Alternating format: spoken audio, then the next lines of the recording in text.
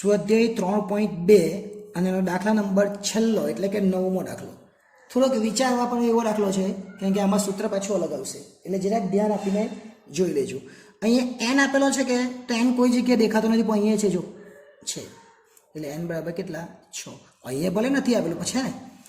xy પણ છે, x બાર આપી દીધેલો, x ની જરૂર નથી પડવાની, y બાર આપી દીધેલો છે, સિગ્મા sx² બી બધું જ આપી દીધેલું છે. આવી ગઈ છે આપણી એપ્લિકેશન SS એજ્યુકેશન. આ એપ્લિકેશનને ઇન્સ્ટોલ કરો. હવે થશે એકાઉન્ટ અને સ્ટેટનો દર દૂર, મળશે સંપૂર્ણ પાયાથી શિક્ષણ, બધા જ પ્રશ્નો, બધા જ સ્વાધ્યાય અને બોર્ડમાં પૂછાયેલા દાખલાનો સમાવેશ. વધુ માહિતી માટે SS એજ્યુકેશન એપ્લિકેશનને વિઝિટ કરી શકો છો. અહીંયા 42 આપેલા છે, છેલ્લે x બરાબર કેટલા લઈશું 42. બસ કંઈ કરવાનું નથી, ડાયરેક્ટ b શોધવાનો. પણ b નું સૂત્ર જરાક અલગ આવશે. કેમ? આપણને xy આપેલો છે પણ સિગ્મા x અને સિગ્મા y નથી. સિગ્મા x ને સિગ્મા y શોધવું હોય તો શોધાય કે આ 40 ગુણ્યા 6 એટલે 240 સિગ્મા x. આ y 1.2 ગુણ્યા તમારે શું કરવાના 6 એટલે 12 એટલે 7.2 સિગ્મા y આપેલું જ કહેવાય. પણ એ પ્રમાણે નહીં કહો, જ્યારે આવું આપેલું હોય ત્યારે સૂત્ર, આ બી સૂત્ર ચાલે જ. આગળનો દાખલો હતો 8મો, એ બી ચાલી જાય. પણ હવે આપણે જ્યારે ડાયરેક્ટ શોધવાનું આટલું જ આપેલું ત્યારે આપણે શું કરવાનું? તો ત્યારે આપણું સૂત્ર છે સિગ્મા xy n x બાર અને y બાર. આ જ્યારે x બાર ને y બાર આપેલું ત્યારે, અને છેદમાં આપણને sx² આપેલું જ છે તો એનો ઉપયોગ આપણે કરવાનો. આગળના દાખલામાં નહીં તો અહીંયા આપેલું છે એ લખવાનું sx², પટી ગયો દાખલો, ડી આવી ગયો. પણ અહીંયા જ્યારે આવું કરે ત્યારે આગળ n લેવાનો, એ ખાસ યાદ રાખવાનું.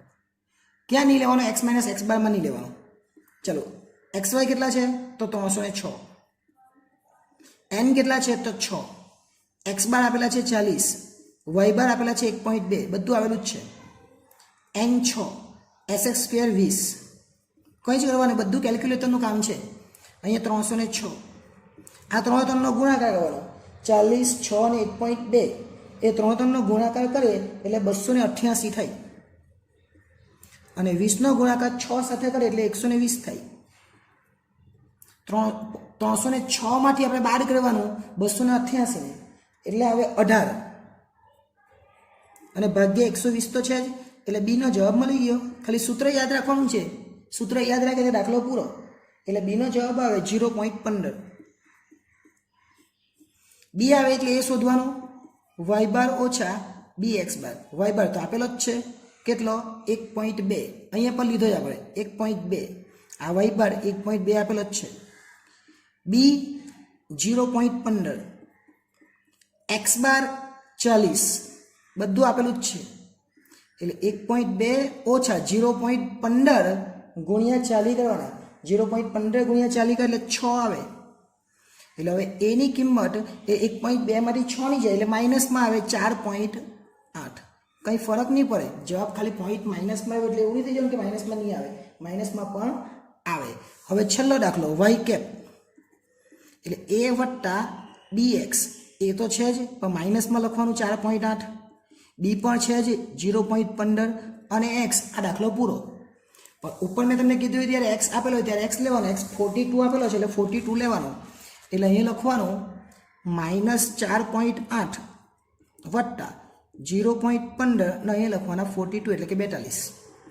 -4.8 લીટી છોડતા નહીં, આ તો હવે છોડે તો જે વ્યવસ્થિત દેખાય એટલા માટે, બાકી તમે નહીં છોડતા. 42 ગુણ્યા 0.15 એટલે 6.3, અને આ 6.3 માંથી આપણે બાદ કરી દેવાનું કારણ કે આ ઓછા છે એટલે બાદ કરવું પડશે. એટલે જવાબ આવશે 1.5, અને 6.3 મોટા છે વત્તા છે એટલે વત્તા જવાબ આવશે. એટલે આપણો છેલ્લો દાખલો અહીંયા પૂરો થઈ જાય. હવે સ્વાધ્યાય જે 3 બાકી છે એ જોવું હોય, સ્વાધ્યાય 2 બાકી છે એ જોવું હોય, સ્વાધ્યાય 1 બાકી છે એ જોવું હોય, આ સંપૂર્ણપણે સ્વાધ્યાય બધા જ આપણને એપ્લિકેશનમાં જોવા મળશે. એને આપણે યુટ્યુબમાં મૂકવાના નથી. હવે ચેપ્ટર નંબર 4 ચાલુ થશે, એના બી સ્વાધ્યાય પોઈન્ટમાં આવશે, પણ જે મેઇન સ્વાધ્યાય 4 આવશે એ એપ્લિકેશનમાં જોવા મળશે. એટલે એ ખાસ ધ્યાન રાખજો. આભાર.